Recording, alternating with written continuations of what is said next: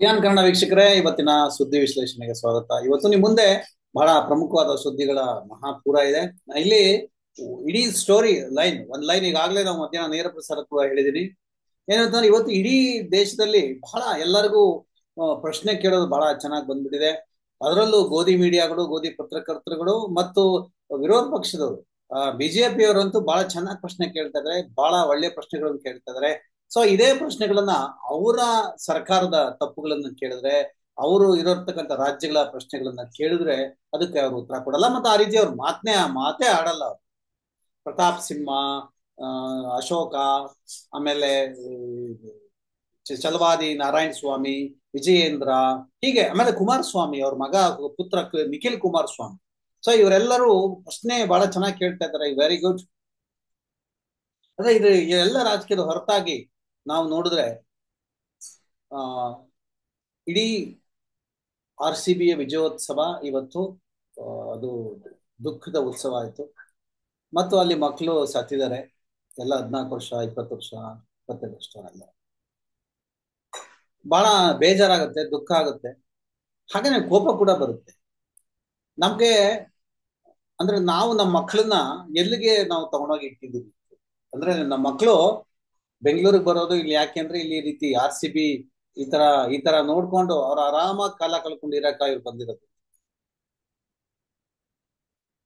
ಆಮೇಲೆ ಅವರೇ ಮಕ್ಳಿನ ಜೊತೆಲೆ ಕರ್ಕೊಂಡು ಹೋಗಿದ್ದಾರೆ, ಮಕ್ಕಳು, ಮಹಿಳೆಯರು, ಯುವತಿಯರು ಎಲ್ಲ ಹೋಗಿದ್ದಾರೆ. ನಿಜ, ಅಭಿಮಾನ ಇರಬೇಕು, ಇದೇ ನಿಜ.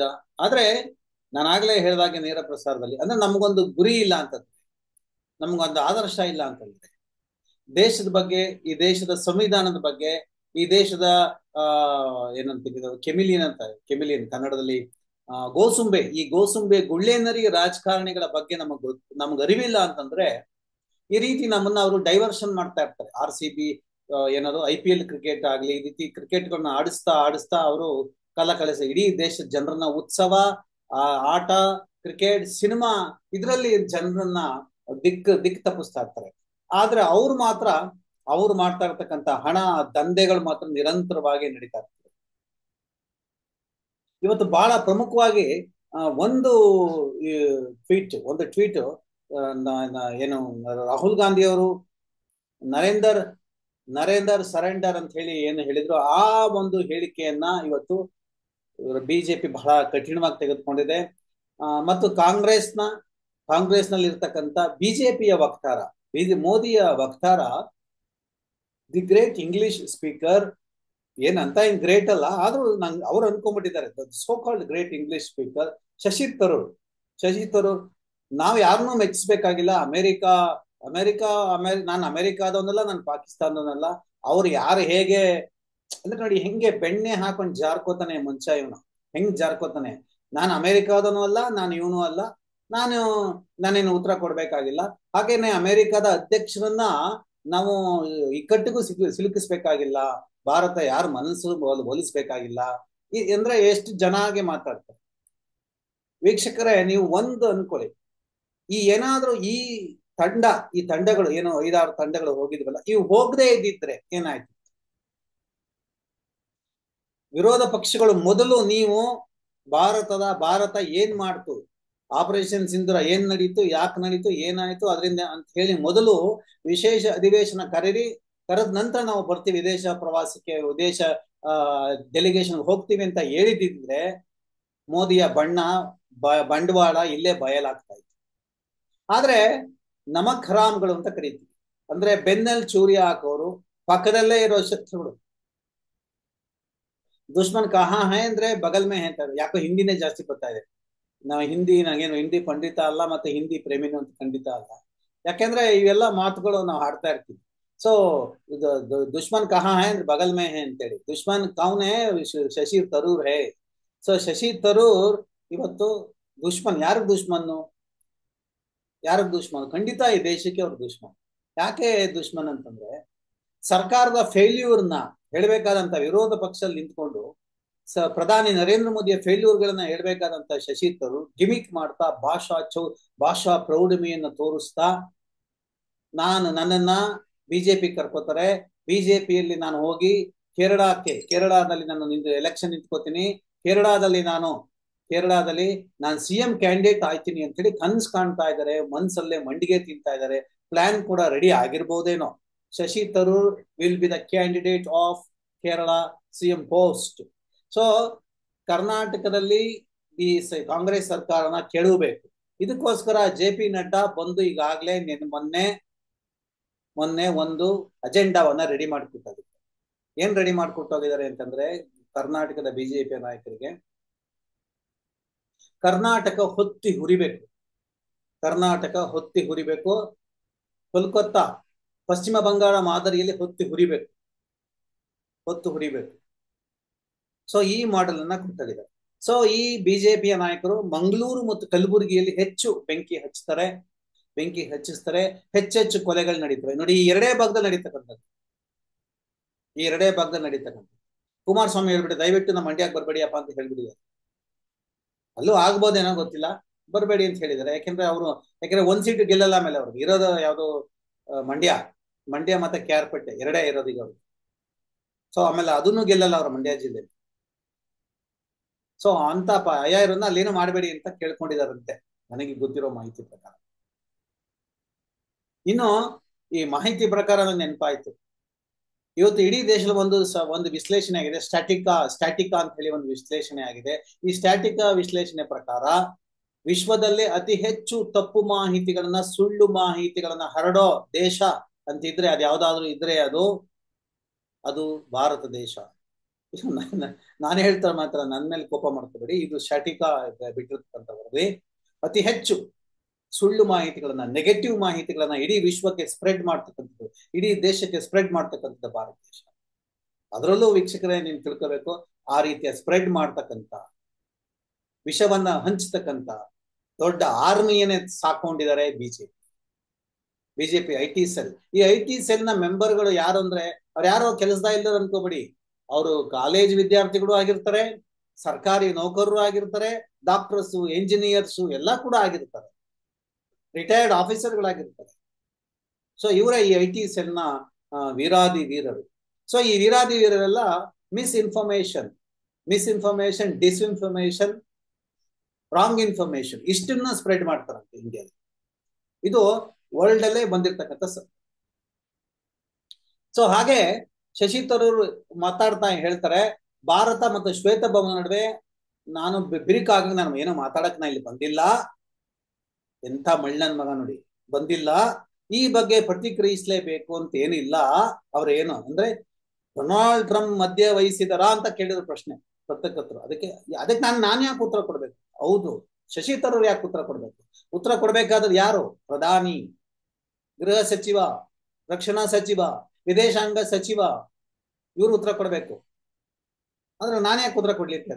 ಕರೆಕ್ಟ್ ಆಗಿ ಮಾತಾಡ್ತಾ ಇದ್ದಾರೆ, ಆದ್ರೆ ಅವರು ಸ್ವಲ್ಪ ಬ್ಯಾಟಿಂಗ್ ಮಾಡ್ದಂಗೆ ಮಾಡ್ತಾ ಇದ್ದಾರೆ. ಅಮೆರಿಕದ ಅಧ್ಯಕ್ಷ ಸ್ಥಾನಕ್ಕೆ ಮತ್ತು ಅಧ್ಯಕ್ಷರ ಬಗ್ಗೆ ನಮ್ಗೆ ಅಪಾರ ಗೌರವ ಇದೆ. ಪಾಕಿಸ್ತಾನಕ್ಕೆ ಟ್ರಂಪ್ ಅವರ ಅಧಿಕಾರಿಗಳು ಏನ್ ಹೇಳಿದ್ದಾರೆ, ಏನ್ ಹೇಳಿದ್ರೆ ನಂಗೆ ಗೊತ್ತಿಲ್ಲ. ಸೊ ಗೊತ್ತಿಲ್ಲ ಅಂತಂದ್ಮೇಲೆ ನೀವ್ ಯಾಕೆ ಬಂದಿದ್ದೀರಾ ಅಲ್ಲಿ? ಗೆಣಸ್ ಕೇಳ್ತಾ ಇದ್ದೀರಾ, ಇಲ್ಲ ಬದನೆಕಾಯಿ ಬೆಳಿತಾ ಇದ್ದೀರಾ ಅಲ್ಲಿ? ನೀವು ಅಲ್ಲಿ ಹೋಗಿ ಏನ್ ಮಾಡ್ತೀರಾ ನೀವು ಅಲ್ಲಿಗೆ? ಅವ್ರ ಇವತ್ತು ಬಾಯ್ ಬೆಡ್ಕೊಂಡಿದ್ದಾರೆ ಟ್ರಂಪ್. ನಾನೇ ಯುದ್ಧ ನಿಲ್ಸಿದ್ದು ಅಂತ ಹೇಳ್ತಾ ಇದ್ದಾರೆ. ಜೊತೆಗೆ ಇನ್ನೂ ಒಂದು ಹೆಜ್ಜೆ ಮುಂದೆ ಹೋಗಿ ಇವತ್ತು ಪಾಕಿಸ್ತಾನ ಹೇಳಿದೆ, ಪಾಕಿಸ್ತಾನ ಪ್ರಧಾನಿ ಪ್ರೈಮ್ ಮಿನಿಸ್ಟರ್ ಶೆಹಬಾಜ್ ಶರೀಫ್ ನಿಮ್ ತರನೇ, ಶಶಿ ತರೂರ್ ತರನೇ ಬೆನಜೀರ್ ಭುಟ್ಟೋ ಅವರ ಮಗ, ಅವನ ಹೆಸರೇನೋ ಹೇಳ್ತಾರೆ, ಬೆನಜೀರ್ ಭುಟ್ಟೋ ಮಗ, ಪ್ರೈಮ್ ಮಿನಿಸ್ಟರ್ ಶರೀಫ್ ಬೆನಜೀರ್ ಭುಟ್ಟೋ ಮಗನ್ನೇ ವಿದೇಶಾಂಗ ಅವ್ರನ್ನ ಪಾಕಿಸ್ತಾನದ ಪರವಾಗಿ ಇಡೀ ವಿಶ್ವದಲ್ಲಿ ಮಾತನಾಡೋದಕ್ಕೆ ಕಳಿಸ್ತಾ ಇದ್ದಾರೆ. ಏನಂತ ಅವ್ರಿಗೆ ಮಿನಿಸ್ಟರ್ ಬಿಲ್ವಾಲಾ ಭುಟ್ಟೋ ಜರ್ದಾರಿ. ಇವರು ಪಾಕಿಸ್ತಾನ ಮಾಜಿ ಅಧ್ಯಕ್ಷರು ಬೆನಜೀರ್ ಭುಟ್ಟೋ, ಅವ್ರು ಕೊಲೆ ಆಗಿದ್ರು ಇದೇ ಟೆರರಿಸಂಗೆ. ಸೊ ಅವರು ಈ ಭುಟ್ಟೋ ಮಗ ಹೇಳ್ತಾ ಇದಾರೆ, ಪಾಕಿಸ್ತಾನದವ್ರ ಎಲ್ಲಾ ಟೆರರಿಸ್ಟ್ಗಳೆಲ್ಲ ಯಾರೋ ಕೆಲವು ಟೆರರಿಸ್ಟ್ಗಳಿರ್ತಾರೆ, ಆ ಟೆರರಿಸ್ಟ್ಗಳಿಗೆ ನಾವೇನ್ ಸಪೋರ್ಟ್ ಮಾಡ್ತಾ ಇಲ್ಲ, ಅದು ಅವ್ರಿಗೆ ಶಿಕ್ಷೆ ಆಗೋದಾಗುತ್ತೆ ಅಂತ ಹೇಳ್ತಾರೆ. ಇದು ಪಾಕಿಸ್ತಾನದ ವಿಷಯ. ಈ ಪಾಕಿಸ್ತಾನ ಇವತ್ತು ನಿಯೋಗ ಕಲಿಸ್ತಾ ಇದೆ, ಇವರೆಲ್ಲ ಹೋಗಿ ಇದೇ ತರ ಇಂಡಿಯಾದ ಕಾಪಿ ಕ್ಯಾಟ್. ಮೋದಿ ಹೇಗೆ ಕಾಪಿ ಕ್ಯಾಟೋ ಹಾಗೆ ಎಲ್ಲ ಕೂಡ ಕಾಪಿ ಕ್ಯಾಟ್. ಮೋದಿ ಏನ್ ಕಾಪಿ ಕ್ಯಾಟ್ ಮಾಡಿದಾರೆ ಅಂತ ಹೇಳ್ತೀನಿ ಮುಂದೆ. ಈಗ ಸದ್ಯಕ್ಕೆ ಇಲ್ಲಿ ಇಲ್ಲಿ ಇವ್ರು ಮಾಡ್ತಕ್ಕಂಥದ್ದು ಗ್ಲೋಬಲ್, ತಾವು ಹೋಗಿ ಇಡೀ 33 ಕಂಟ್ರಿಗೆ ಏನು ನಮ್ಮ ಹೋಗಿದ್ ಬಂದ್ರು, ಹಾಗೆ ಇಲ್ಲೂ ಇವರು ಕೂಡ 33 ಕಂಟ್ರಿ ಕಳಿಸ್ತಾ ಇದ್ದಾರೆ. Pakistan pressure on Pakistan act and decisively against terrorist groups operating from its soil. 33 ದೇಶಕ್ಕೆ ಏನ್ ಭಾರತ ಕಳಿಸಿ ಹೇಳಿದ್ದೋ, ಈಗ ಅದಕ್ಕೆ ಒತ್ತಡ ಬಂದಿದೆ ಅಂತ ಹೇಳಿ ಮಾಧ್ಯಮಗಳು ಗೋಧಿ ಮಾಧ್ಯಮ. ಆದ್ರೆ ಶಹಬಾಜ್ ಶರೀಫ್ ಬಹಳ ಸ್ಪಷ್ಟವಾಗಿ ಹೇಳಿದ್ದಾರೆ, ನಾವು ನಾವು ನಾವು ಮುಖ್ಯವಾಗಿ ನಾವು ಅಮೆರಿಕಕ್ಕೆ ನಾವು ಥ್ಯಾಂಕ್ಸ್ ಹೇಳ್ತೀವಿ. ಅಮೆರಿಕ ನಮಗೆ ತುಂಬಾ ಸಹಾಯ ಮಾಡಿದೆ. ಈ ಯುದ್ಧದ ಕದನ ವಿರಾಮ ಘೋಷಣೆ ಮಾಡಿರ್ತಕ್ಕಂಥದ್ದೇ ಅಮೆರಿಕ, ನಾವು ಅದು ಬಹಳ ಥ್ಯಾಂಕ್ಸ್. ಮತ್ತು ಏನು ಟ್ರಂಪ್ 10, 12, 13 ಬಾರಿ ಕ್ಲೈಮ್ ಮಾಡಿದಾರೋ ನಾನು ಯುದ್ಧ ನಿಲ್ಲಿಸ್ತೆ ಅಂತ ಹೇಳಿ, ಖಂಡಿತ ನಿಜ, 100ಕ್ಕೆ 100% ನಿಜ. ಅವರೇ ಯುದ್ಧ ನಿಲ್ಲಿಸಿದ್ದು, ಅವ್ರಿಗೆ ಯಾವತ್ತೂ ನಾವು ಋಣಿ ಅಂತ. ಹಾಗೆ ಅವ್ರಿಗೆ ಡೊನಾಲ್ಡ್ ಟ್ರಂಪ್ಗೆ ಇನ್ನೊಂದು ಟಾಸ್ಕ್ ಕೂಡ ಕೊಡ್ತಾರೆ. ಇಷ್ಟೆಲ್ಲ ಮಾಡಿರೋ ಟ್ರಂಪ್ ದಯವಿಟ್ಟು ಒಂದು ವೇದಿಕೆಯನ್ನ ಮಾಡಿಕೊಡಿ ಟ್ರಂಪ್ ಅವರೇ, ಏನು ಅಂತಂದ್ರೆ ನಾವು ಶಾಂತಿ ಮಾತುಕತೆಗೆ ಪೂರ್ಣವಾಗಿ ನಾವು ಸಿದ್ಧವಾಗಿದ್ದೀವಿ, ಪೂರ್ಣವಾಗಿ ಎಲ್ಲ ಪ್ರಾಬ್ಲಮ್ ಸಾಲ್ವ್ ಮಾಡ್ಕೊಡ್ತೀವಿ. ದಯವಿಟ್ಟು ಇಂಡಿಯಾನ ಒಂದು ಟೇಬಲ್ ಕೂರಿಸಿ ನೀವು ಬನ್ನಿ, ಅವರು ಬನ್ನಿ. ಯಾರು ಅವರು? ರಷ್ಯಾದ ಪುಟಿನ್ಗೂ ಕೂಡ ಶಹಬಾಜ್ ಶರೀಫ್ ಪತ್ರ ಬರೆದಿದ್ದಾರೆ. ಪುಟಿನ್ ಅವರೇ, ದಯವಿಟ್ಟು ನಿಮ್ಮ friend mid night friend Narendra ಮೋದಿಗೆ ಹೇಳಿ, ದಯವಿಟ್ಟು ಒಂದ್ ಕಡೆ ಕೂರಿಸಿ, ನೀವು ಬನ್ನಿ, ಅವರು ಬನ್ನಿ, ನಾವೆಲ್ಲ ಕೂತ್ಕೊಂಡು ಮಾತುಕತೆ ಸಾಲ್ವ್ ಮಾಡೋಣ. ನಮಗೂ ಟೆರರಿಸ್ಟ್ ಅನ್ನೋ ಪಟ್ಟ ಬೇಡ, ಇವರು ನಮ್ಮನ್ನ ಟೆರರಿಸ್ಟ್ ಅನ್ನೋದು ಬೇಡ, ನಮ್ಮ ಪಾಡು ನಮಗಿರ್ಲಿ, ಅವ್ರ ಪಾಡಿಗೆ ಅವ್ರಿಗಿರ್ಲಿ ಅಂತ ಹೇಳ್ತಾ ಇದ್ದಾರೆ. ಆದ್ರೆ ನಮ್ಮನ್ನ ಕಾಪಾಡಿದೆ ಮಾತ್ರ ಅಮೆರಿಕ. ನಾವು ಬಹಳ ಅಮೆರಿಕ ಋಣಿಯಾಗಿರ್ತೀವಿ ಅಂತ ಹೇಳಿ ಒಂದು ಕಂಟೆಕ್ಸ್ಟ್ ಹೇಳ್ತಾರೆ. ಕಾನ್ಫ್ಲಿಕ್ಟ್ ಕೂಡ ಏನು ಡಿಪ್ಲೊಮ್ಯಾಟಿಕ್ ಫೇಲ್ಯೂರ್ ಇನ್ ಮಲೇಷಿಯಾ, ಮಲೇಷಿಯಾದಲ್ಲಿ ಕೂಡ ಇವ್ರದ್ದು ಹೋಗಿತ್ತು, ಅಲ್ಲಿ ಫೇಲ್ಯೂರ್ ಆಗಿದೆ ಅಂತ ಹೇಳ್ತಾರೆ. ಇಷ್ಟೆಲ್ಲ ಆದ್ರೂ ಕೂಡ ನಾವು 33 ದೇಶಕ್ಕೆ ಹೋಗಿ ನಾವೆಲ್ಲ ಹೇಳಿ ಬಂದ್ರು ಕೂಡ ವರ್ಲ್ಡ್ ಹೇಗ್ ರಿಯಾಕ್ಟ್ ಮಾಡ್ತಾ ಇದೆ? ಇಲ್ಲಿ ಶಶಿ ತರೂರ್ ಮತ್ತೆ ಅವ್ರ ಮಾತಿಗೆ ಬರೋದಾದ್ರೆ, ನಾನು ಮಧ್ಯಸ್ಥಿಕೆ ವಹಿಸಿ ಭಾರತ ಮತ್ತು ಪಾಕಿಸ್ತಾನ ಮಧ್ಯೆ ಸಂಘರ್ಷವನ್ನು ಅಂತ್ಯಗೊಳಿಸಿ ಅಂತ ಅಮೆರಿಕ ಡೊನಾಲ್ಡ್ ನೀಡುತ್ತಿದ್ದಾರಲ್ಲ, ಇದಕ್ಕೆ ನಿಮ್ಮ ಪ್ರತಿಕ್ರಿಯೆ ಅಂತ ಕೇಳಿದಕ್ಕೆ, ಪಹಲ್ಗಾಮ್ ಭಯೋತ್ಪಾದಕ ದಾಳಿ ಮತ್ತು ನಂತರ ಭಾರತ ದೇಶ ನಡುವೆ ಸೇನಾ ವಾಸ್ತವಿಕ ಸಂಗತಿಗಳನ್ನು ಮನವರಿಕೆ ಮಾಡಿಕೊಂಡಾಗಿ ನಾವು ಬಂದಿದ್ದೀವಿ. ಯಾರನ್ನ ನಾವು ಮನವೊಲಿಸ್ತಾ ಇಲ್ಲ. ಯಾಕೆಂದ್ರೆ ಮೊದಲ ದಿನದಲ್ಲೇ ನಮ್ಮ ನಿಲುವು ಒಂದೇ ಇತ್ತು, ಪಾಕಿಸ್ತಾನ ದಾಳಿ ನಾವು ನಡೆಸ್ತೀವಿ, ಅವ್ರು ದಾಳಿ ನಿಲ್ಲಿಸಿದ್ರೆ ನಾವು ನಿಲ್ಲಿಸ್ತೀವಿ, ಅವ್ರು ನಿಲ್ಸಿದರೆ ನಾವು ನಿಲ್ಸಿದೀವಿ. ಮೊದಲ ದಿನ ಅದನ್ನೇ ಹೇಳಿದೀವಿ, ಇವತ್ತು ಅದನ್ನೇ ಕೊನೆಯ ದಿನ ಕೂಡ ಇವತ್ತು ಅದನ್ನೇ ಹೇಳ್ತಾ ಇದ್ದೀವಿ. ಈ ಕಾರಣದಿಂದ ಸಂಘರ್ಷ ನಿಲ್ಲಿಸೋ ಹಾಗೆ ನಮ್ಗೆ ಯಾರು ಹೇಳ್ಬೇಕಾಗಿ ಬಂದಿಲ್ಲ. ಪಾಕಿಸ್ತಾನದಲ್ಲಿ ಅಮೆರಿಕ ಅವರು ಹಲವು ವಿಚಾರಗಳ ಬಗ್ಗೆ ಮಾತನಾಡಿರ್ಬಹುದು, ಅವರ ಮಧ್ಯೆ ಏನ್ ಮಾತುಕತೆ ಆಗುತ್ತೆ ನನಗೆ ಗೊತ್ತಿಲ್ಲ. ಯಾಕಂದ್ರೆ ನಾನು ಪಾಕಿಸ್ತಾನದಲ್ಲ ಅಮೆರಿಕಾದವನಲ್ಲ ಅಂತ. ಎಷ್ಟು ಜಾಣಮೆಯಿಂದ ಜಾಣರ ಜಾಣ ಕೋಣರ ಕೋಣ ಪೆಣ್ಣೇನ ಅವರು ಮಾತಾಡ್ತಾರೆ. ಅಂದ್ರೆ ಅಮೆರಿಕಾದವನು ಅಲ್ಲ ಅಂತ ಹೇಳ್ತಾರೆ. ಇಲ್ಲಿ ಇವ್ರು ಯಾರೋ ಪಾಕಿಸ್ತಾನದ ರಿಪ್ಲೈ ನಾವು ಕೇಳ್ತಾ ಇಲ್ಲ. ಅಮೆರಿಕ ಡೊನಾಲ್ಡ್ ಟ್ರಂಪ್ ಹೇಳ್ತಾ ಇದ್ದಾರೆ, 13 ಬಾರಿ ಹೇಳಿದ್ದಾರೆ. ಮತ್ತು ಅಮೆರಿಕದ ಸುಪ್ರೀಂ ಕೋರ್ಟ್ಗೆ ಅವರು ಅಫಿಡವಿಟ್ ಸಲ್ಲಿಸಿದ್ದಾರೆ, ನಾವು ಯುದ್ಧ ನಿಲ್ಲಿಸಿದೀವಿ, ಭಾರತ ಮತ್ತು ಪಾಕಿಸ್ತಾನ ನಡುವೆ ನಡೀತಕ್ಕಂಥ ನ್ಯೂಕ್ಲಿಯರ್ ವಾರ್ ನಿಲ್ಲಿಸಿದೀವಿ, ಅದಕ್ಕೋಸ್ಕರ ಅವ್ರ ಮೇಲೆ ಅವನು ವ್ಯಾಪಾರ ನಿರ್ಬಂಧವನ್ನ ಹೇರ್ತೀವಿ ಅಂತ ಹೇಳಿ ಎದುರಿಸಿದಕ್ಕೆ ಅವರು ಒಪ್ಕೊಂಡಿದ್ದಾರೆ ಅಂತ ಹೇಳಿದ್ದಾರೆ. ಶಶಿ ತರೂರ್ ಜಾಣರ ಜಾಣ ಪೆದ್ದ ಇನ್ನು ಪೆದ್ದ ಇನ್ನೊಂದು ಹೇಳ್ಬೋದು, ಅದು ಹೇಳಕ್ ನಂಗೆ ಇಷ್ಟ ಇಲ್ಲ, ಅದು ಮಹಿಳಾ ನಿಂದನೆ ಆಗ್ಬಿಡುತ್ತೆ. ಪೆದ್ದ ಏನೋ ಪೆದ್ದ ಅಂತೇನೋ ಹೇಳ್ತಾರೆ. ಅಂತ ಪೇ ಹಾ ಧ ಗೀತ್ ಏನೋ ಆಟವನ್ನ ಇವರು ಹಾಡ್ತಾ ಇದ್ದಾರೆ. ಸೊ ಈ ಆಟ ನೋಡೋಕೆಂತಲೇ ಈಗ ನಾವು ಇಷ್ಟು ಜನಕ್ಕೆ ಕಳಿಸ್ತಾ ಇದೀವಿ. ಮತ್ತು ಇನ್ನೊಂದ್ ಕಡೆ ಇದೇ ಶಶಿ ತರೂರ್, ತೇಜಸ್ ಸೂರ್ಯ ಎಲ್ಲ ಬಾಲಿವುಡ್ ಸಿನಿಮಾಗಳನ್ನ ಹಾಡ್ತಾ ಕಾಲ ಕಳೀತಾ ಒಂದು ಟೂರ್, ಇಡೀ ಅಮೆರಿಕ ಟೂರ್ ಮಾಡ್ಕೊಂಡು ಬರ್ತಾ ಇದ್ದಾರೆ. ಇವು ಆಲ್ಮೋಸ್ಟ್ ಎಲ್ಲ ಬಂದಿದ್ದಾರೆ, ಇನ್ನು ಕೆಲವು ಬರ್ತಾ ಇದ್ದಾರೆ. So what is the outcome of this? ಏನು ಔಟ್ಕಮ್ ಇದರಿಂದ ಅಂದ್ರೆ, ಇವರು ಯಾರನ್ನು ಭೇಟಿ ಮಾಡಿದ್ರು? ಆ ದೇಶದ ಏನು 33 ದೇಶಗಳ ಪ್ರಧಾನಿಯನ್ನು ಭೇಟಿ ಮಾಡಿದ್ರ, ರಾಷ್ಟ್ರಪತಿಗಳನ್ನ ಭೇಟಿ ಮಾಡಿದ್ರ, ವಿದೇಶಾಂಗ ಸಚಿವರನ್ನು ಭೇಟಿ ಮಾಡಿದ್ರ, ವಿದೇಶಾಂಗ ಅಧಿಕಾರಿಗಳನ್ನ ಭೇಟಿ ಮಾಡಿದ್ರ? ಸೊ ಇವ್ರ ಜೊತೆ ಯಾಕೆ ಎಲ್ಲಾ ಇಷ್ಟು ದೇಶಗಳಲ್ಲಿ ಇವರು ನಿಯೋಗ ಹೋದ್ಮೇಲೆ ಇವರು ANI ಅನ್ನೋ ANI ಅನ್ನೋ ಒಂದು ಸುದ್ದಿ ಸಂಸ್ಥೆಗೆ ಒಂದು ಪತ್ರಿಕಾಗೋಷ್ಠಿಯ ವಿಡಿಯೋಗಳನ್ನ ನಮಗೆ ಬಿಡ್ತಾರೆ. ಈ ANI ಅನ್ನೋದು ಒಂದು ಪ್ರೈವೇಟ್ ನ್ಯೂಸ್ ಏಜೆನ್ಸಿ. ಇಲ್ಲಿ ಯಾಕೆ ದೂರದರ್ಶನ ಇಲ್ಲ ಇಲ್ಲಿ ಎಲ್ಲ ಮಿಸ್ಟರ್ ಮೋದಿ? ಯಾಕೆ ದೂರದರ್ಶನ ಮಾರ್ಬಿಟ್ಟಿದ್ರ ದೂರದರ್ಶನ ನೀವು ANIಗೆ? ಈ ANI ಎಲ್ಲ ನೀವು ಈಗ ನಾವು ಸುದ್ದಿ ತೋರಿಸ್ಬೇಕು ಅಂದ್ರೆ ಇವ್ರದ್ದು ಈ ರಾಜಕಾರಣಿಗಳದ್ದು ಮತ್ತೆ ಈ ನಿಯೋಗ ಹೋಗಿರತಕ್ಕಂಥ ಸುದ್ದಿ ತೋರಿಸ್ಬೇಕು ನಾವು ANI ನ್ಯೂಸ್ ಹಾಕ್ಬೇಕು. ಸೊ ಅದಕ್ಕೆ ಅದಕ್ಕೆ ಚಾರ್ಜ್ ಕೇಳ್ತಾರೆ, 9 ಲಕ್ಷ ಕೊಡಿ, 10 ಲಕ್ಷ ಕೊಡಿ. ಸೊ ಭಾರತ ನಿಯೋಗ ಖಾಸಗಿ ಕಾರ್ಯಕ್ರಮವೇ? ಭಾರತ ದೇಶ ಸೇವೆಗೆ ತಾನೇ ಹೋಗಿರೋದು. ಸೊ ಈ ANI ಯಾಕೆ ಅಲ್ಲೆಲ್ಲ ಹೋಗಿ ಅವ್ರದ್ದು ವಿಡಿಯೋಗಳನ್ನ ಬಿಡ್ತಾ ಇದಾರೆ? ಭಾರತದ ದೂರದರ್ಶನ ಏನ್ ಮಾಡ್ತಾ ಇದೆ? ಪ್ರಸಾರ ಭಾರತಿ ಏನ್ ಮಾಡ್ತಾ ಇದೆ? ಸೊ ಆ ವಿಡಿಯೋಗಳನ್ನ ಯಾಕೆ ಅವರು ಬಿಡ್ತಾ ಇಲ್ಲ? ಅವರು ಇಲ್ಲಿ ವಿಡಿಯೋ ಪತ್ರಿಕಾಗೋಷ್ಠಿಯಲ್ಲಿ ಯಾಕೆ ಜಾಯಿಂಟ್ ಕಾನ್ಫರೆನ್ಸ್ ಆಗಲಿಲ್ಲ? 33 ದೇಶಗಳಲ್ಲಿ ಜಾಯಿಂಟ್ ಕಾನ್ಫರೆನ್ಸ್ ಯಾಕೆ ಆಗಲಿಲ್ಲ? ಮತ್ತು ಯಾವುದೇ 33 ದೇಶಗಳಲ್ಲಿ ಅಧಿಕೃತ ಘೋಷಣೆ ಯಾಕಾಗ್ಲಿಲ್ಲ? ಅಧಿಕೃತ ಘೋಷಣೆ ಯಾಕಾಗ್ಲಿಲ್ಲ? ಅಂದ್ರೆ ನಾವು ಭಾರತದ ಜೊತೆ ಇದೀವಿ, ಪಾಕಿಸ್ತಾನ ಟೆರರಿಸ್ಟ್ ದೇಶ, ಇದಕ್ಕೆ ಪಾಠ ಕಲಿಸ್ಬೇಕು, ಇದಕ್ಕೆ ಯಾವುದೇ ನೆರವನ್ನು ಕೊಡಬಾರ್ದು, ಇದನ್ನ ವಿಶ್ವದಲ್ಲಿ ಏಕಾಂಗಿಯಾಗಿ ಮಾಡಬೇಕು ಅಂತ ಹೇಳಿ ಯಾವುದೇ ದೇಶ ಇದುವರೆಗೂ ಯಾಕೆ ಹೇಳಿಕೆನ ಕೊಡ್ಲಿಲ್ಲ? ಮಿಸ್ಟರ್ ತರೂರ್ ಇಂಗ್ಲಿಷ್ ಏನು ಬಹಳ ದೊಡ್ಡ ಇಂಗ್ಲಿಷ್ ನಂದು ಅಂತ ಹೇಳ್ಕೊತೀರಾ, ನಾನು ಎಕ್ಸ್ಪರ್ಟ್ ಅಂತ ಹೇಳ್ತೀರಾ, ಯಾಕೆ ಯಾರು ಪ್ರೆಸ್ ಮೀಟ್ ಮಾಡ್ಲಿಲ್ಲ ನಿಮ್ ಜೊತೆ? ಇನ್ನು ಈ ಪ್ರೆಸ್ ಮೀಟ್ ಮಾಡದೇ ಇದ್ದದ್ದು ಯಾಕೆ ಅನ್ನೋ ಪ್ರಶ್ನೆ ಕೇಳ್ತಾನೆ. ಪುಟಿನ್ಗೆ ಈಗಾಗಲೇ ಹೇಳಿದೆ ನಾನು, ಶಹಬಾಜ್ ಶರೀಫ್ ಪತ್ರ ಬರೆದಿದ್ದಾರೆ.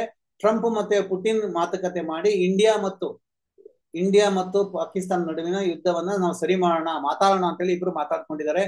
ಏನು ಇಂಡಿಯಾ ಏನ್ ಕ್ಲೇಮ್ ಮಾಡ್ತಾರೆ, ನಾವು ಪಾಕಿಸ್ತಾನ ಇದು ಸಂಬಂಧ ಇಲ್ಲ, ಅದು ಅಮೆರಿಕದ ಸಂಬಂಧ ಇಲ್ಲ, ನಮ್ಮ DGMOಗಳು ಅಂದ್ರೆ director general military of operations ಅವರು ಕೂತ್ಕೊಂಡು ಮಾತನಾಡಿದ್ದಾರೆ, ಅವ್ರು ನಿಲ್ಸಿದ್ದಾರೆ, ಇದರಲ್ಲಿ ಯಾವುದೇ ಪಾತ್ರ ಇಲ್ಲ ಅಂತ ಹೇಳ್ತಾರೆ. ಆದ್ರೆ ಇವತ್ತೊಂದು ಫೋಟೋ ಬಿಡುಗಡೆ ಆಗಿದೆ, ಡೊನಾಲ್ಡ್ ಟ್ರಂಪ್ ಮತ್ತು ಪುಟಿನ್ ಮಾತಾಡ್ತಾ ಇರ್ತಕ್ಕಂಥ ಫೋಟೋ ಇಂಟರ್ನ್ಯಾಷನಲ್. ಇದು ಬಹಳ ಚೆನ್ನಾಗಿದೆ. ಸೊ ಈ ಫೋಟೋನ ಇಟ್ಕೊಂಡು ನ್ಯೂಸ್ ಹರಡಲಾಗ್ತದೆ. ಅಂದ್ರೆ ಏನು, ಡೊನಾಲ್ಡ್ ಟ್ರಂಪ್ ಮತ್ತು ಪುಟಿನ್ ಭಾರತದ ಯುದ್ಧವನ್ನ ನಿಲ್ಲಿಸೋದಕ್ಕೆ, ಭಾರತ ಮತ್ತು ಪಾಕಿಸ್ತಾನ ಯುದ್ಧವನ್ನ ನಿಲ್ಲಿಸೋದಕ್ಕೆ ತಯಾರಾಗಿದ್ದಾರೆ. ಸೊ ಈ ಮಿಡ್ ನೈಟ್ ಫ್ರೆಂಡ್ ಯಾರು ಇದಾರಲ್ಲ ಇವರು ಪುಟಿನ್ ಪಾಕಿಸ್ತಾನಕ್ಕೆ ಸುಮಾರು 2.69 ಲಕ್ಷ ಕೋಟಿ ಅವ್ರಿಗೆ ನೆರವನ್ನ ಕೊಟ್ಟಿದ್ದಾರೆ ಪಾಕಿಸ್ತಾನಕ್ಕೆ. ಯಾಕೆ? IMF ಇಂಟರ್ನ್ಯಾಷನಲ್ ಮಾನಿಟರಿ ಫಂಡ್ ಇದು ಕೂಡ 2 ಲಕ್ಷ ಕೋಟಿ ದುಡ್ಡು ಕೊಟ್ಟು. ಇದಲ್ಲದೆ ಜೂನ್ 1ನೇ ತಾರೀಕು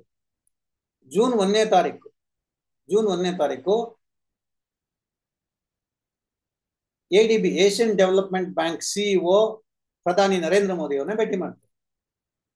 ಆಗ ನರೇಂದ್ರ ಮೋದಿ ಕೈ ಮುಗಿದು ಕೇಳ್ತಾರೆ, ದಯವಿಟ್ಟು ಪಾಕಿಸ್ತಾನ ದುಡ್ಡು ಕೊಡ್ರಿ ಅಂತ ಕೇಳ್ಕೊತಾರೆ.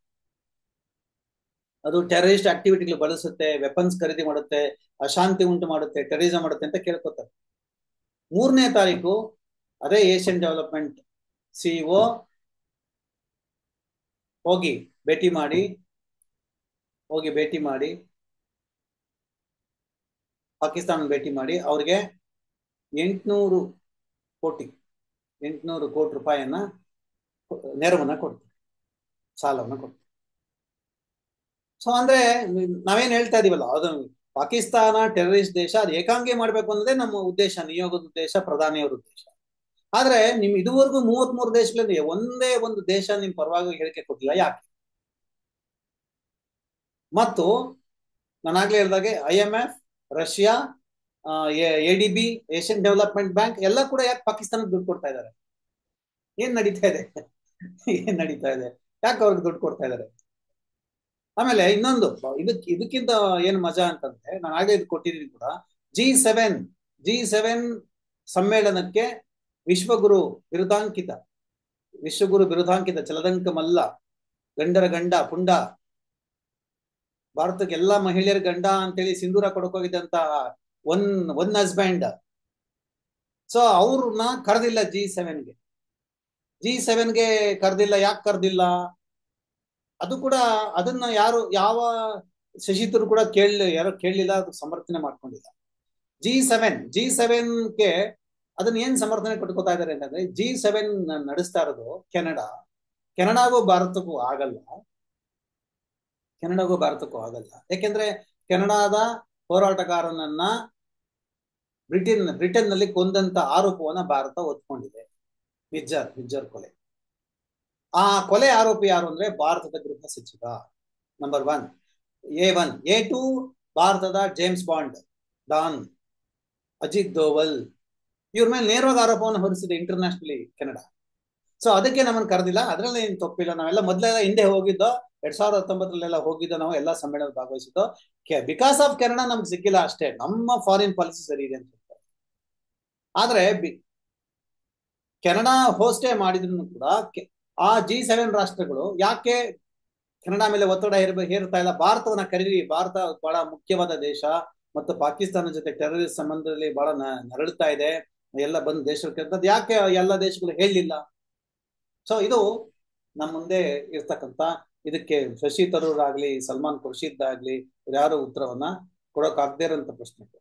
ಇಲ್ಲಿ ಇನ್ನು ರಾಹುಲ್ ಗಾಂಧಿ ಇವತ್ತೇನು ಸರೆಂಡರ್ ನರೇಂದರ್ ಅಂತ ಹೇಳಿದಾರ ಹೇಳಿಕೆ, ಅದು ಇವತ್ತೇನು ಕೊಟ್ಟಿರೋದಲ್ಲ. ಅವರು ಇವತ್ತು ಅವರೇ ಒಂದು ಪೋಸ್ಟ್ ನ ರೀಪೋಸ್ಟ್ ಮಾಡಿ ಅದನ್ನ ಪಿನ್ ಮಾಡಿದ್ದಾರೆ. ಜೂನ್ 20ನೇ ತಾರೀಕು 2020 ಅಂದ್ರೆ ಸುಮಾರು 5 ವರ್ಷಗಳ ಹಿಂದೆ ಇದೇ ಮಾತನ್ನ Narendra Modi is actually surrender Modi ಅಂತ ಬರೀತಾರೆ. ಏನಂದ್ರೆ India's appeasement policy toward China unravels ಅಂತ ಹೇಳಿ. ಅಂದ್ರೆ ಚೀನಾವನ್ನ ಅಂದ್ರೆ ಅವ್ರು ಚೀನಾ ಹೇಳಿರ್ತಾರೆ ಇವರು ಮೋದಿ ಏನೋ ಯಾರು ಈ ದೇಶ ನಗುಸಾಯ ಯಾರು ಒಳಗಡೆ ಬಂದಿಲ್ಲ, ಯಾವ ಜಾಗನೂ ಕಬ್ಜಾ ಮಾಡಿಲ್ಲ ಅಂತ ಹೇಳಿ. ಆದ್ರೆ ಚೀನಾದ ಎಷ್ಟು ಜಾಗ, ಸುಮಾರು 4500 ಕಿಲೋಮೀಟರ್ ಜಾಗನ ಚೀನಾ ಪಡ್ಕೊಂಡಿದೆ. ನೇಪಾಳದಲ್ಲಿ ದೊಡ್ಡ ಆರ್ಮಿ ಏರ್ ಬೇಸ್ ಅನ್ನ ರೆಡಿ ಮಾಡ್ತಾ ಇದೆ. ಬಾಂಗ್ಲಾದೇಶದಲ್ಲಿ ಬಾಂಗ್ಲಾದೇಶ ಜೊತೆ ವ್ಯಾಪಾರ ವಹಿವಾಟನ್ನ ಚೆನ್ನಾಗಿ ಸಮೃದ್ಧವಾಗಿ ಮಾಡ್ತಾ ಇದೆ.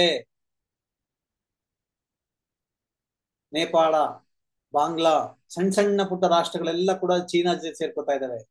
ನಮ್ ಜೊತೆ ನಾವಿಲ್ಲ, ನಾವು ಏಕಾಂಗಿ. ಇವತ್ತು ನಾವು 33 ದೇಶಗಳಿಗೆ ಹೋದ್ರೂ ಕೂಡ ನಾವು ಏಕಾಂಗಿ.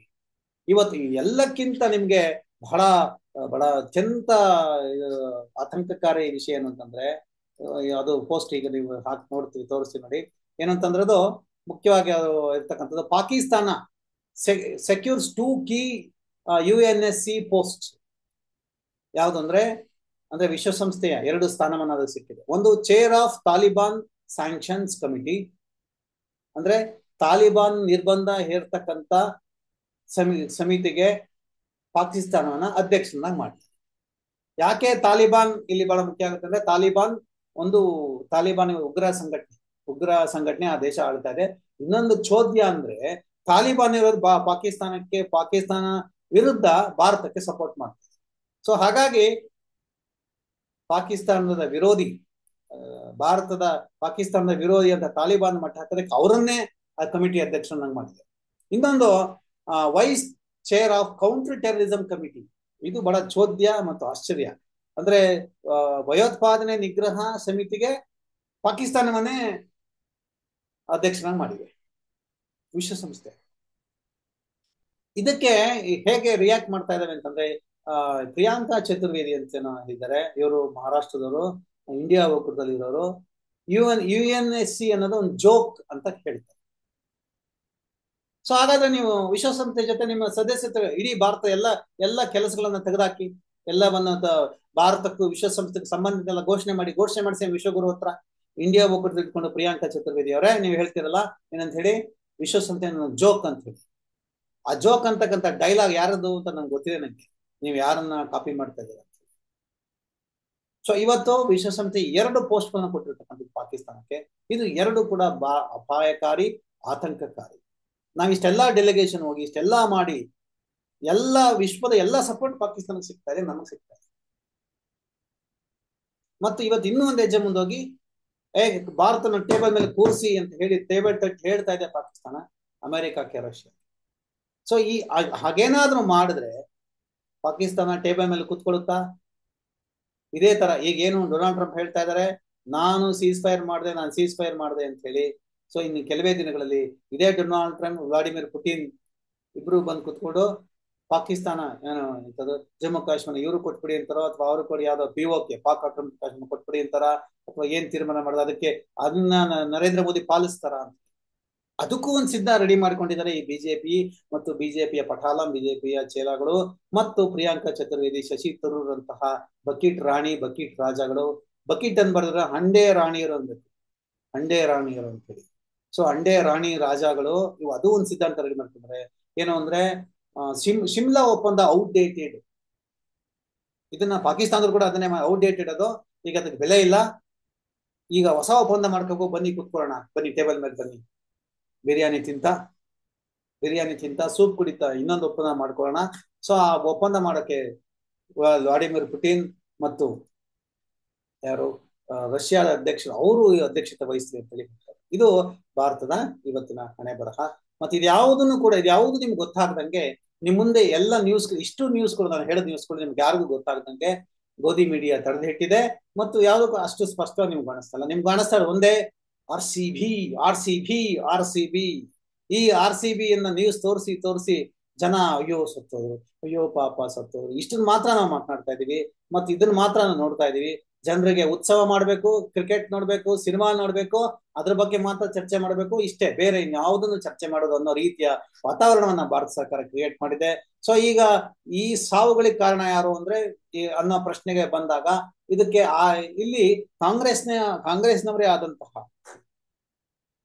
ಇಲ್ಲಿ ಬಹಳ ನೇರವಾಗಿ ನಮಗೆಲ್ಲರಿಗೂ ಒಂದು ಜನರಲ್ ಆಗಿ ನೋಡಿದ್ರೆ ಈ ಎಲ್ಲ ಆರ್ಗನೈಸ್ ಮಾಡ್ತಕ್ಕಂಥದ್ದು ಎಲ್ಲರದು ಅತಿ ಉತ್ಸಾಹ ತೋರಿಸಿದ್ದು ಯಾರು ಅಂತಂದ್ರೆ ಡಿ ಕೆ ಶಿವಕುಮಾರ್ ಕಾಂಗ್ರೆಸ್ನಲ್ಲಿ ಅವರು ಒಬ್ಬ ಈಗ ಕಾಂಗ್ರೆಸ್ಗೆ ಒಂದು ಲಯಬಿಲಿಟಿ ಆಗ್ತಾರೆ ನಿನ್ನೆ ಸಿದ್ದರಾಮಯ್ಯ ನೀವು ನೋಡಿರ್ಬೋದು ಪತ್ರಿಕಾಗೋಷ್ಠಿ ಹಾಕಿದೀವಿ ಅವ್ರ ಮಾತುಗಳನ್ನು ಕೂಡ ಹಾಕಿದೀವಿ ಅದ್ರಲ್ಲಿ ಸಿದ್ದರಾಮಯ್ಯ ಹೇಳ್ತಾರೆ ನಾನ್ ಬಿಜೆಪಿಗೆ ಬೈದಿದ್ನ ಕಾಲ್ತೊಲಿತ ಆದಾಗ ನಾನ್ ಬೈದಿದ್ನ ನಾನ್ ಪ್ರಶ್ನೆ ಮಾಡಿದ್ನ ನಾನ್ ಕೇಳಿದ್ನ ಅಂತ ಇಲ್ಲ ನಿಮ್ಮ ಪಕ್ಷದವ್ರು ನಿಮ್ಮ ಸರ್ಕಾರ ಯಾವಾಗ ಕೇಳಿದೆ ಸರ್ಕಾರ ಕೇಳಿಲ್ಲ ಬೇರೆ ಕಾಂಗ್ರೆಸ್ನವ್ರು ಕೇಳಿದ್ರು ಕಾಂಗ್ರೆಸ್ನವ್ರು ಕೇಳಿರ್ಬೋದು ನಾನ್ ಕೇಳಿದ್ದ ಸೊ ಇಲ್ಲಿ ಇವ್ರ ಮಾತುಗಳನ್ನ ಬಹಳ ನೀವು ಸ್ಪಷ್ಟವಾಗಿ ಗಮನಿಸ್ಬೇಕು ಸಿದ್ದರಾಮಯ್ಯನವ್ರು ಯಾಕೆ ಹಿಂಗ್ ಮಾತಾಡ್ತಾ ಇದ್ದಾರೆ ಹಾಗೆ ಡಿ ಕೆ ಶಿವಕುಮಾರ್ ಅವರು ಲಯಬಿಲಿಟಿ ಆಗಿದ್ದಾರೆ ಅಂತಂದ್ರೆ ಏನು ಅಂತಂದ್ರೆ RCB ಒಂದು ಪ್ರೈವೇಟ್ ಫ್ರಾಂಚೈಸಿ ಅದು ದುಡ್ಡಿನ ದಂಧೆ ಸಾವಿರಾರು ಕೋಟಿಯ ಆಟ ಅದು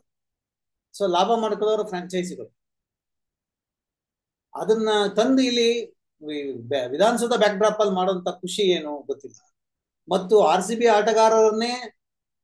ಆಟಗಾರರನ್ನೇ ಬರ್ಮಾಡ್ಕೊಳ್ಳಕ್ಕೆ ಏರ್ಪೋರ್ಟ್ಗೆ ಹೋಗಿದ್ದಂತರು ಡಿ ಕೆ ಶಿವಕುಮಾರ್ ಮತ್ತು ಅವ್ರಿಗೆ ಸೆಲ್ಫಿ ತಗೊಂಡಿದ್ದು ಅವ್ರು ತಗೊಂಡು ಓಕೆ ಒಂದು ಕ್ರೀಡಾ ಉತ್ಸವ ಅವರು ನಮ್ಮ ದೇಶದ ಅಂತ ಅನ್ಕೊಂಡ್ರು ಕೂಡ ಮತ್ತು RCB ಬಾವುಟನ ಹಿಡ್ಕೊಂಡವರು ಏರ್ಪೋರ್ಟ್ ಇಂದ ವಿಧಾನಸೌಧಗೂ ಬಾಟ ಹಿಡ್ಕೊಂಡು ಬರ್ತಾರೆ ಜನಗಳ ಸಾಗರ ನೋಡ್ತಾ RCB ತೋರಿಸ್ತಾ ಬರ್ತಾರೆ ಸೊ ಒಂದ್ ರೀತಿ ಪೈಲಟ್ ತರ ಕೆಲಸ ಮಾಡ್ತಾರೆ ಪೈಲಟ್ ಅಂದ್ರೆ ಏನಂತೀವಿ ಅದಕ್ಕೆ ಬೆಂಗಾವಲು ವಾಹನ ರೀತಿ ಈ ಆಟಗಾರರಿಗೆ ಕರ್ಕೊಂಡ್ ಬರ್ತಾರೆ ಮತ್ತು ಸ್ಟೇಜ್ ಮೇಲೆಲ್ಲ ಅವರೇ ತೋರಿಸ್ತಾರೆ ಇದನ್ನೇ ಅಶೋಕ ಛಲವಾದಿ ಪ್ರತಾಪ ಸಿಂಹ ವಿಜಯೇಂದ್ರ ಇವರೆಲ್ಲ ಅದನ್ನೇ ಹೇಳ್ತಾ ಇರೋದು ಅತಿ ಹೆಚ್ಚು ಆರ್ಭಟ ಮಾಡಿದ್ದು ಡಿ ಕೆ ಶಿವಕುಮಾರ್ ಅಂದ್ರೆ ಇಷ್ಟು ಎಲ್ಲ ಹೊಣೆಗಾರಿಕೆ ಡಿ ಕೆ ಶಿವಕುಮಾರ್ ಬೀಳುತ್ತಾ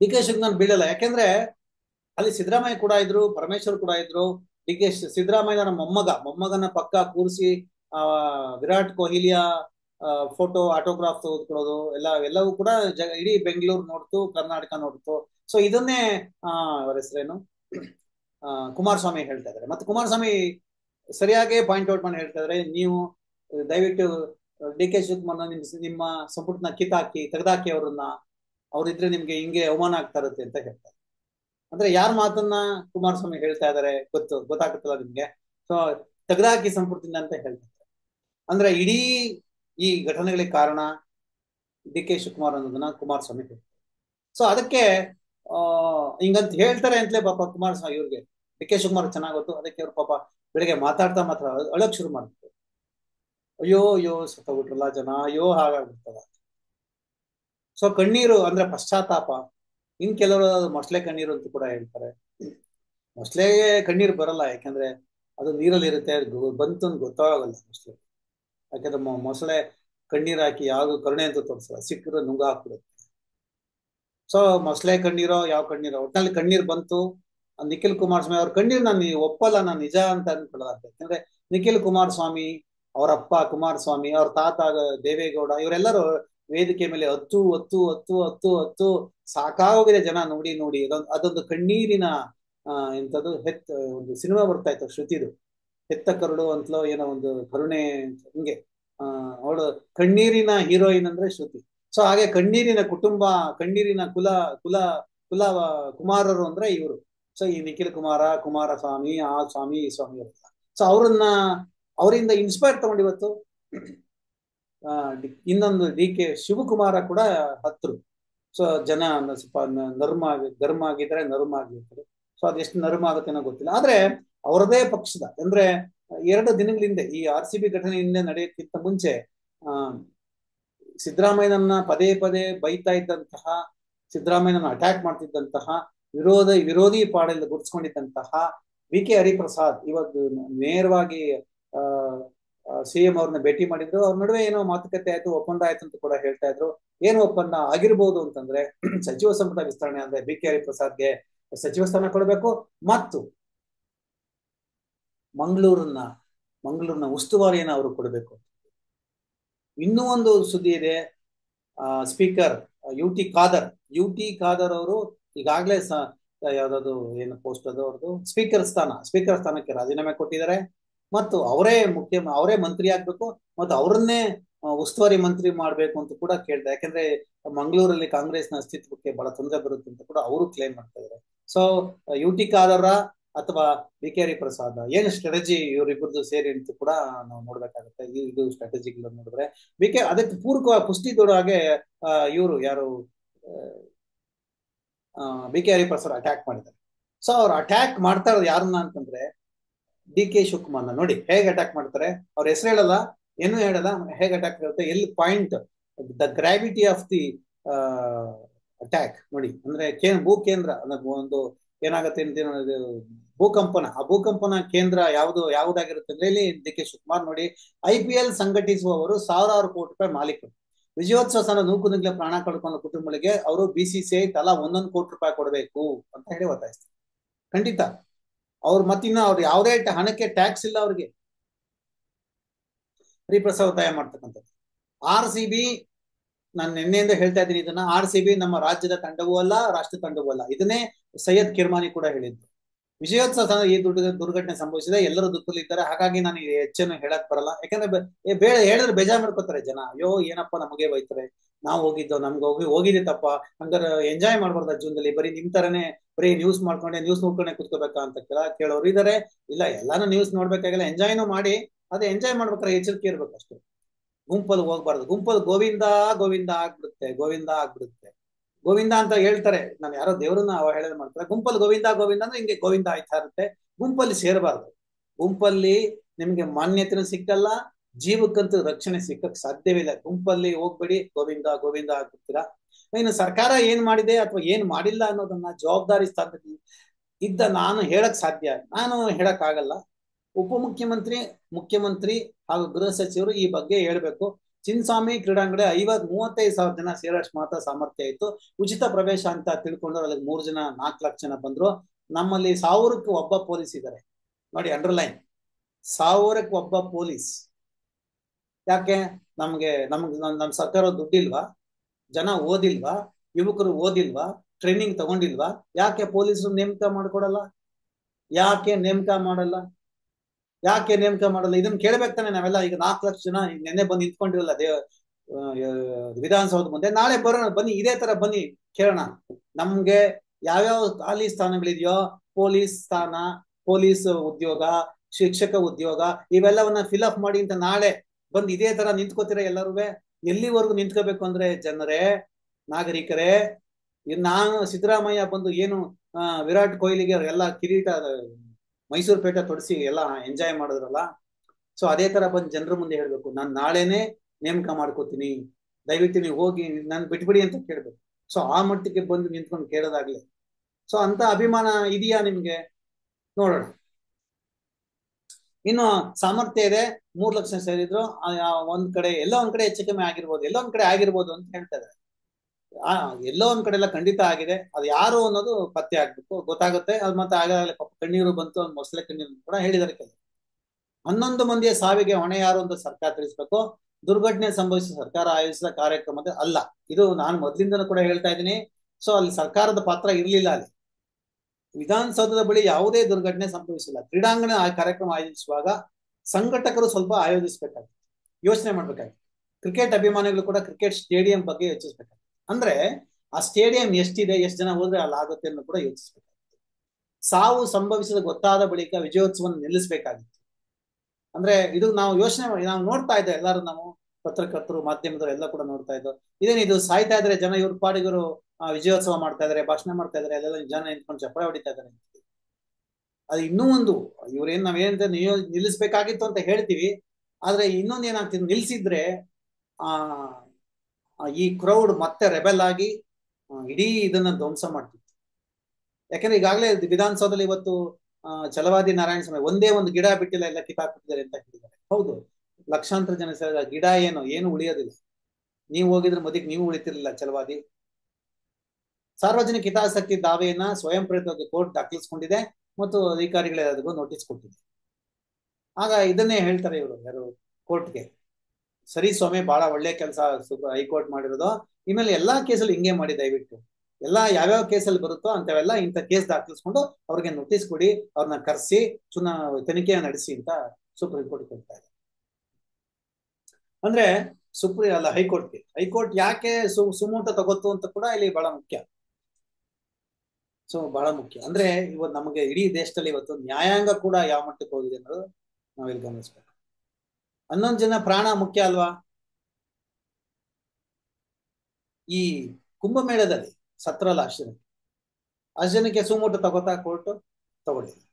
26 ಜನ ಪಹಲ್ಗಾಮ್ ಸತ್ರಲ್ಲ, ಅದು ತಗೋತಾ ಇಲ್ಲ. ಇದೆಲ್ಲ ಕೇಳ್ಬೇಡ್ರಿ, ಅದೆಲ್ಲ ದೇಶದ ಭದ್ರತೆ ವಿಷಯ, don't talk, keep quiet, silent ಅಂತ. Silence please, silence please. ಯಾರು ಮಾತಾಡ್ಬೇಕು, ಯಾರು ಪ್ರಶ್ನೆ ಮಾಡಿ. ಇವತ್ತು ಈ ದೇಶದಲ್ಲಿ ಪ್ರಶ್ನೆ ಕೇಳಿದಿರೋ ವಾತಾವರಣ. ಸೊ ಇದ್ರ ಮಧ್ಯೆ ಕೋಲ್ಕತ್ತಾದ ಹೈಕೋರ್ಟ್ ಶರ್ಮಿಷ್ಠೆ ಅನ್ನೋ ಒಬ್ಬ ಇನ್ಫ್ಲೂಯೆನ್ಸರ್ನ ಬಂಧನ ಮಾಡಿದ್ರು, ಅದನ್ನ ಬಿಡುಗಡೆ ಮಾಡಿದೆ. ವಾಟ್ ನಾನ್ಸೆನ್ಸ್, ನೀವು ಈ ತರ ಮಾಡ್ತಾ ಇದ್ದೀರಾ, ಬಿಡಿ ಅವನ್ನ ಅಂತ ಹೇಳಿ. ಸೊ ಅವ್ರು ಏನ್ ಮಾಡಿದ್ರು ಅಂದ್ರೆ, ಈ ನೂಪುರ್ ಶರ್ಮಾ ಎಲ್ಲಿ ನಿಲ್ಸಿದ್ರು ಗಲಾಟಿಯನ್ನ, ಅಂದ್ರೆ ಈ ನೂಪುರ್ ಶರ್ಮಾ ಯಾರು, ಈ ಮೊಹಮ್ಮದ್ ಪೈಗಂಬರ್ ಬಗ್ಗೆ ಕೆಟ್ಟದಾಗ ಮಾತಾಡ್ತಿದ್ರು. ಅವ್ರಿಗೆ ಸುಪ್ರೀಂ ಕೋರ್ಟ್ ತನಿಖೆ ಮಾಡಿ ಅವ್ರಿಗೆಲ್ಲ ಕೇಸ್ ಹಾಕಿ ಅವ್ರನ್ನ ಬಾಯಿ ಬಂದ್ ಮಾಡಿತ್ತು. ನೂಪುರ್ ಶರ್ಮಾ ಎಲ್ಲಿ ಅಂತ ಹುಡುಕ್ಬೇಕು. ಇವತ್ತು ಅವರು ಜೂನಿಯರ್ ನೂಪುರ್ ಶರ್ಮಾ ತರ ಬಿಹೇವ್ ಮಾಡ್ತಾ ಇದ್ದಾರೆ. ಯಾವ ಪ್ರಶ್ನೆಗಳನ್ನ ನೂಪುರ್ ಶರ್ಮಾ ಕೇಳಿದ್ರು ಅದೇ ಪ್ರಶ್ನೆಯನ್ನ ಶರ್ಮಿಷ್ಠಾ ಕೇಳ್ತಾ ಇದ್ದಾರೆ. ಸೊ ಆದ್ರೆ ಹೈಕೋರ್ಟ್ ಅವ್ರನ್ನ ಬಿಡುಗಡೆ ಮಾಡಿದೆ, ಅವ್ರ ಪರವಾಗಿ ನಿಂತಿದೆ. ಇದೇ ಪ್ರಶ್ನೆಗಳನ್ನ ನಾವು ಇವತ್ತು ನಾವು ಕೇಳಿದ್ರೆ, ಯಾರು ನಾವು ಹಿಂದೂ ಧರ್ಮದ ದೇವರುಗಳ ಬಗ್ಗೆ, ಹಿಂದೂ ಧರ್ಮದ ಬಗ್ಗೆ ಮಾತನಾಡಿದ್ರೆ ಅವ್ರಿಗೆ ಏನಿರುತ್ತೆ, ಸೊ ಅವ್ರ ವಿರುದ್ಧ ಏನಾಗುತ್ತೆ, ಕೋರ್ಟ್ ಹೀಗೆ ಹೇಳುತ್ತಾ ಅದು ಗೊತ್ತಿಲ್ಲ. ಇದ್ರ ಮಧ್ಯ ಬಹಳ ಇಂಟ್ರೆಸ್ಟಿಂಗ್ ಆದಂತಹ ಒಂದು ಪೋಸ್ಟ್ ರಾಹುಲ್ ಗಾಂಧಿ ಒಂದು ಪೋಸ್ಟ್ ಮಾಡಿದ್ದಾರೆ. ಬಿಹಾರ ನಾವು ಯಾವಾಗ ಅದನ್ನ ಗೂಂಡಾ ರಾಜ್ಯ ಅಂತ ಕರಿತೀವಿ. ಆ ಗೂಂಡಾ ರಾಜ್ಯಕ್ಕೆ ಏನಂದ್ರೆ ಒಂದು ಉದಾಹರಣೆ ಸಿಕ್ಕಿದೆ. ಒಂದು ವಿಡಿಯೋ ಕೂಡ ಸೋಷಿಯಲ್ ಮೀಡಿಯಾದಲ್ಲಿ ನೀವು ನೋಡಿರ್ತೀರಾ ಅದನ್ನ. Bihar government minister push back on the devastated family of the rape victim. They insult those seeking justice by making them swear on this son. On the other hand, a BJP leader targeting the mothers, sisters and gurus of Bihar with abusive language in attempt to insult me. The hunger of power has taken away their sensitivity. The shine of the chairs has closed their eyes. Will such people protect women? Will they respect teachers? I will say it again, Nitish government has now become a symbol of the politics of no justice, only power.